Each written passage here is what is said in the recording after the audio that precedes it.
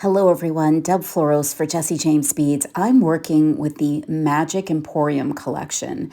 This strand is beautiful and these connectors are absolutely divine. I'm going to use these three together for a focal element of a necklace.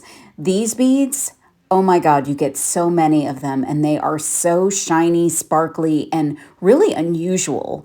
So this is going to be a fun necklace. I'm adding some 11O seed beads of my own, and I'm going to pick out a few beads from this strand. There's some amazing enamel cloisonne type beads that are so divine. So I'm going to start with just a simple stringing of seed beads and those beautiful glass beads. And I'm counting the number of beads so that I can make sure I add the same amount on the other side. And then I'm going to introduce those cloisonne beads. And I am using the seed beads in between, a couple each. I'm using the smaller cloisonne and then the larger one. Then I'm putting on some seed beads, and then I'm getting ready to create my focal, which is going to be a combination of those connectors and another few beads from the strand. I'm going to use some 4mm jump rings, and I'm going to connect the two diamond shape connectors to the rectangular connector.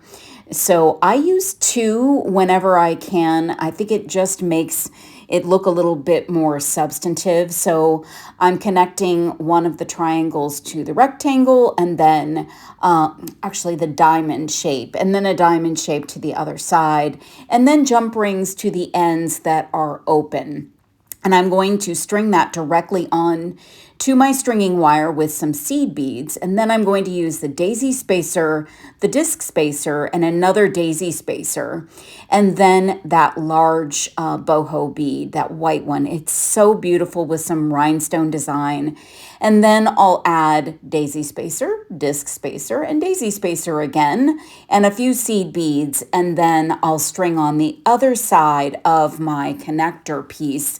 That's going to be my focal. Then all you need to do is make sure that everything looks right. So you've got all of the pieces and parts laying together nicely. That focal looks so much fun. And all of those specialty beads kind of right up front, looking so beautiful. That's the pattern. And then I'm just going to string on those glass beads all the way up the other side, making sure I use the same number that I did before. I made my necklace a little bit on the shorter side, but you could certainly make this a longer necklace with the number of glass beads that you have. I'm going to put 5 seed beads at the end of each side of my necklace, and then I'm going to make a closure with French wire, a crimp, and just a lobster claw. And I'm creating a loop at one end, and I'm then attaching my lobster claw at the other. And then I'm going to put a jump ring through the loop on the other side of my closure. That way I just have a really simple closure, easy to do, and it's going to allow for that focal piece to be the star. I love the Magic Emporium collection. You can find the Magic Emporium collection at jessejamesbeads.com, and I'm sure you'll find some things you like. Thanks so much for watching.